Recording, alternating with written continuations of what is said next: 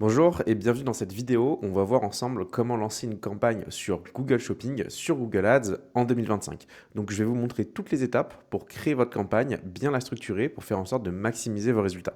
Donc là, on se retrouve directement sur un compte Google Ads où la première chose qu'on va faire, c'est se mettre au niveau campagne de notre compte Google Ads et cliquer sur le bouton plus. Une fois qu'on a cliqué sur le bouton plus, on va créer une nouvelle campagne. On va cliquer sur vente ici. Et là, on va nous demander de choisir les objectifs de conversion pour notre campagne Google Shopping Vente. Donc ici, on voit que on a plusieurs types de conversions qui sont sur le compte. Nous, ce qui va nous intéresser, c'est plutôt les conversions d'achat. Donc ici, ce qu'on peut faire, c'est retirer ici les différentes conversions qui ne nous intéressent pas pour créer notre nouvelle campagne.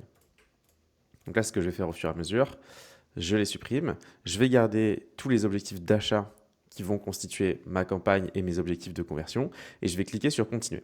Une fois que j'ai cliqué sur continuer, pour mon objectif de vente, on me demande de choisir un type de campagne. Nous, ce qui va nous intéresser, c'est toute la partie shopping.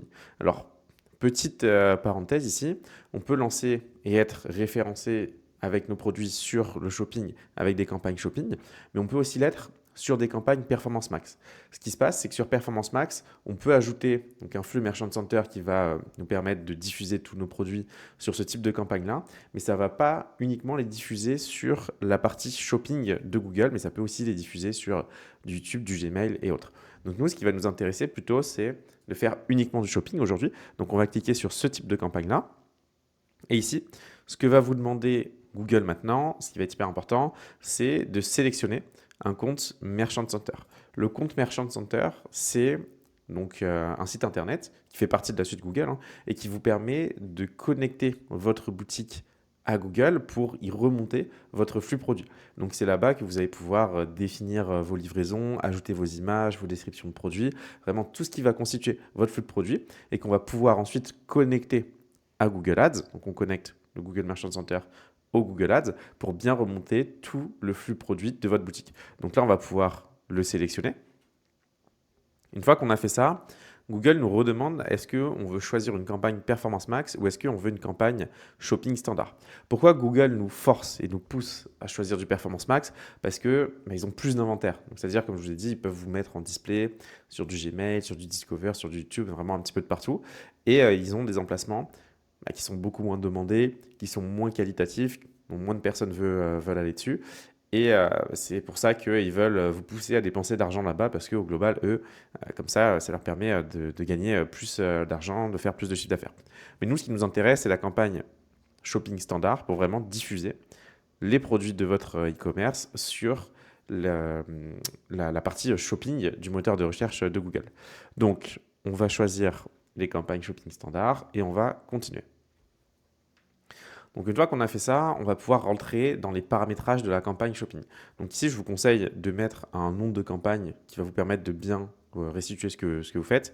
Donc là, on peut mettre par exemple shopping, on va dire qu'on est en France, et on peut mettre la catégorie de produits.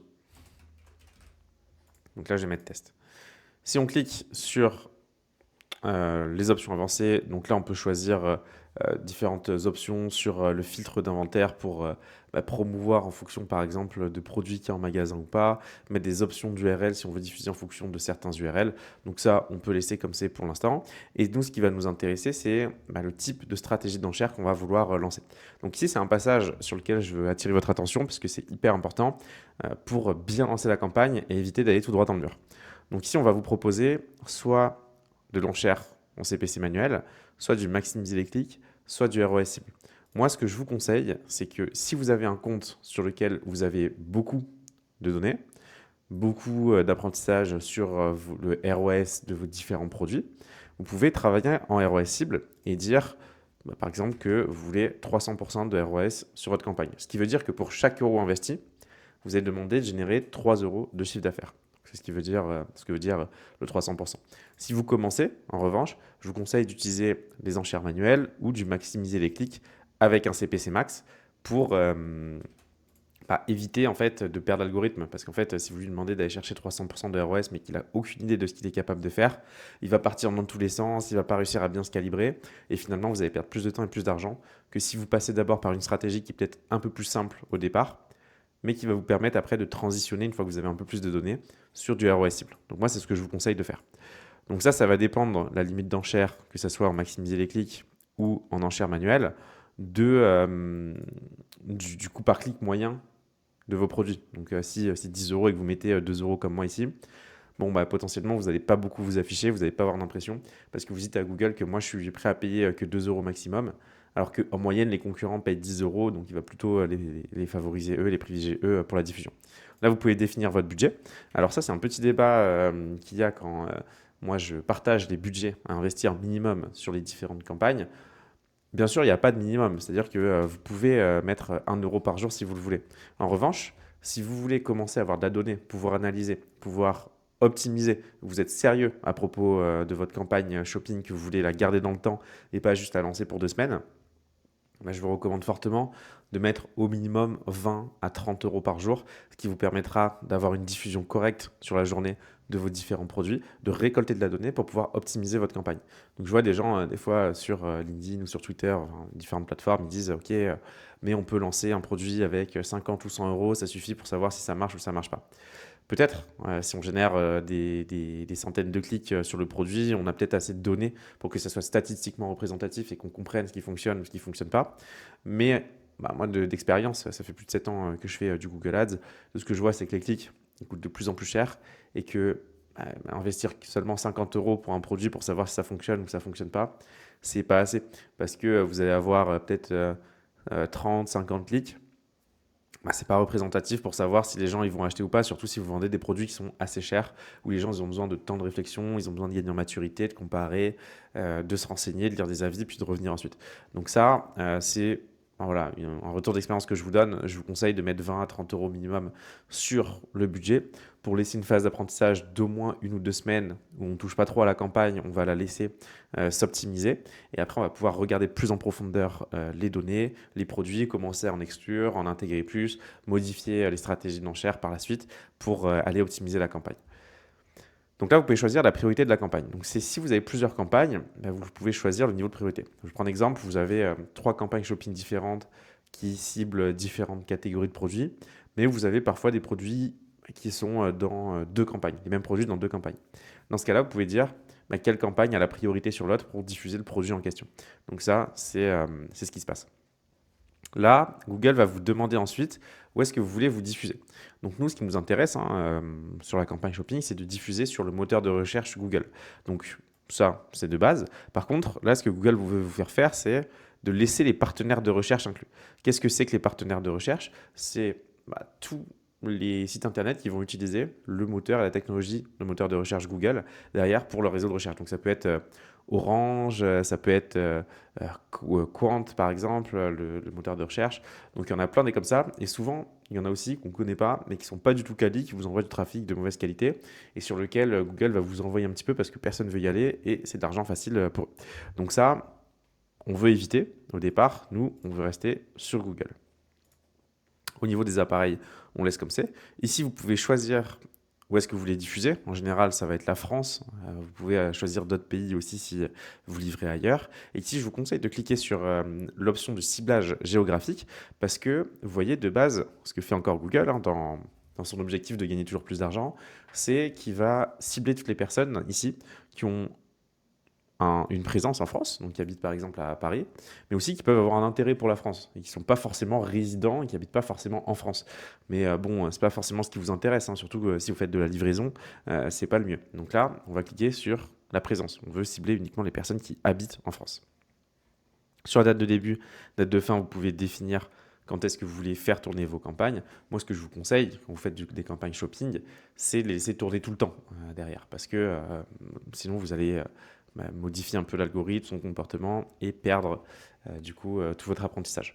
Au niveau des groupes d'annonces, donc ici on peut créer un premier groupe d'annonces avec une catégorie de produits 1 par exemple.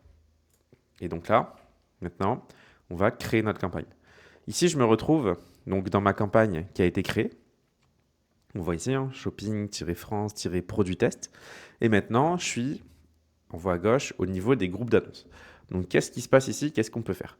Ici, maintenant, on peut voir que là, j'ai plus de 83 000 produits qui sont éligibles dans ma campagne. Donc, ce qui va faire que, avec mes 30 euros par jour, je vais les diffuser sur mes 83 000 produits. Donc, c'est Google qui va choisir les produits qu'il diffuse. Mais moi, je pense que vous avez cette intuition où on se dit, bon, c'est pas la meilleure stratégie à faire. Quand on a beaucoup de produits, il vaut mieux se concentrer sur les plus performants, sur ceux qui vont rapporter d'abord le plus d'argent, parce qu'on sait un petit peu lesquels ils sont. Donc dans ce cas-là, on va aller dans le groupe de produits, cliquer sur le bouton plus ici, et là, ça va nous permettre de choisir les différents produits qu'on veut sélectionner pour diffuser. Donc là, vous voyez en haut, on peut le faire par type de produit, on peut le faire par marque, on peut le faire par ID de l'élément. Donc ça, c'est ce qui vous permet dans le flux Merchant Center de définir un identifiant unique pour chacun de vos produits pour pouvoir derrière les retrouver. Vous pouvez aussi faire en fonction, voilà, on a dit du type de produit, de l'état et des étiquettes personnalisées. Donc ça, pareil, je ferai une vidéo sur le Merchant Center pour vous expliquer comment bien le paramétrer. Mais les étiquettes personnalisées vous permettent de catégoriser des produits à l'intérieur de votre Merchant Center pour dire, par exemple, je veux une étiquette sur tous les t-shirts bleus, une étiquette sur tous les t-shirts rouges. Et comme ça, si je mets l'étiquette t-shirt rouge, je vais automatiquement cibler tous les produits t-shirt rouge. Donc ça vous permet de gagner du temps et de faciliter après la gestion de vos produits à l'intérieur de votre Merchant Center, mais aussi de votre Google Ads. Donc là, par exemple, si je choisis un produit, moi, je veux cibler un seul produit. C'est une campagne monoproduit sur laquelle je veux être le plus présent. Donc là, je vais enregistrer et on voit que maintenant, j'ai deux lignes qui apparaissent. Donc j'ai une ligne avec tous mes produits et j'ai une ligne avec mon nouveau produit. Donc ici, ce que je vais faire maintenant, c'est cliquer sur le petit bouton vert et maintenant faire exclure. Comme ça, je vais exclure tous les autres produits qui sont dans mon flux et garder uniquement celui qui m'intéresse. Donc de cette manière-là, je vais cibler seulement le produit qui m'intéresse dans ma campagne. Et donc voilà, maintenant vous avez lancé votre première campagne shopping sur Google avec le bon paramétrage, vous avez le bon ciblage. Maintenant, je vais vous montrer comment on peut aller un petit peu plus loin en termes de structure de campagne shopping pour aller chercher de la performance.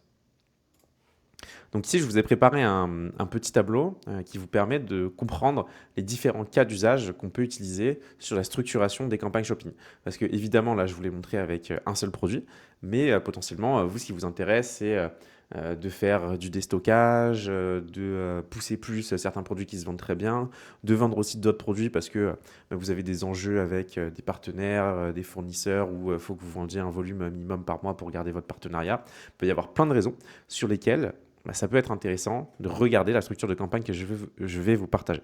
Donc là, on a une campagne shopping ici et on va avoir trois objectifs principaux qu'on va différencier. Donc le premier, c'est la maximisation du profit. On va ensuite avoir l'acquisition du volume. On peut avoir des produits qui génèrent beaucoup de volume mais sur lesquels on n'est pas très rentable, mais qui nous permettent d'acquérir de nouveaux clients, où derrière on va avoir de la rétention, une bonne LTV, ils vont revenir acheter d'autres produits, et donc c'est intéressant comme porte d'entrée. Et on peut avoir des objectifs de rentabilité, d'écoulement de stock. Donc qu'est-ce qui va se passer? Ça, les trois lignes que vous pouvez voir, ça peut être trois types de campagnes ou trois groupes d'annonces différents à l'intérieur de votre campagne. Moi, je vous recommande de faire des campagnes différentes derrière. Pourquoi? Parce que ici, on le voit, en termes de pilotage, on peut avoir derrière du ROS cible. Donc, c'est ce dont on parlait tout à l'heure. La stratégie d'enchère, on demande par exemple de générer 5 euros de chiffre d'affaires pour 1 euro d'investissement. Ce ROS cible, c'est mieux de le gérer au niveau de la campagne et d'en mettre des différents en fonction des objectifs de campagne. Donc ici, sur la maximisation du profit, on va mettre dans notre campagne les produits qu'on appelle les produits vache à lait. Donc c'est ceux qui vous génèrent le plus de rentabilité, le plus de profit. Et c'est sur cela où on va pouvoir derrière gérer le budget au niveau de la campagne, créer nos groupes d'annonces spécifiques pour ces produits-là et ajuster le ROS cible en fonction de ce qu'ils génèrent. Donc en général, on va avoir des ROS cibles qui vont être assez élevés parce que c'est des produits qui sont bien rentables, qui fonctionnent bien, ou même s'ils sont plus faibles et que vous avez des grosses marges dessus, ça peut être toujours aussi intéressant. Derrière, on a tout ce qui va être ce qu'on appelle les produits recruteurs, donc, comme on en a parlé. Il peut y avoir d'autres cas d'usage, mais ici, si on prend ces produits-là, on voit que les produits vache à lait, on a des robes de chambre. Ici, c'est plutôt les boxers, les hauts de pyjama. Donc, c'est des produits qui se vendent bien, sur lesquels on ne fait pas une marge énorme, mais sur lesquels ça nous permet d'acquérir des clients où on sait que derrière on a une bonne rétention, on peut faire du volume et c'est intéressant d'aller toucher du coup notre marché de cette manière-là. Donc ici, on peut travailler avec du ROI cible où cette fois, on peut le mettre inférieur à ce qu'on a en moyenne. On peut peut-être perdre un tout petit peu d'argent dessus parce que on est agressif, on va recruter un client sur lequel on n'est pas rentable au début, mais dans le temps, on sait qu'ils vont revenir pendant 6 mois, 2 ans, 10 ans, et sur lequel, dès le deuxième achat, on va être rentable, par exemple. Et on a aussi derrière les produits un peu poids mort, donc les anciennes collections, les anciens modèles dont on veut déstocker, on veut se débarrasser. C'est des produits qui sont potentiellement en perte de vitesse. Et là, le pilotage, il va se faire sur le seuil de rentabilité, c'est-à-dire qu'on ne veut pas perdre d'argent. Donc on va mettre un ROS cible ou un CPC qui nous permet de vendre tout en étant break-even, quoi. On est sur le seuil de rentabilité, on écoule sans perdre d'argent. Donc voilà le type de structure de campagne que vous pouvez utiliser pour aller plus loin. Donc j'espère que cette vidéo vous sera utile. Je vous remercie en tout cas pour votre écoute. Et si vous avez des questions, surtout, n'hésitez pas à me les poser. Je reste à votre disposition.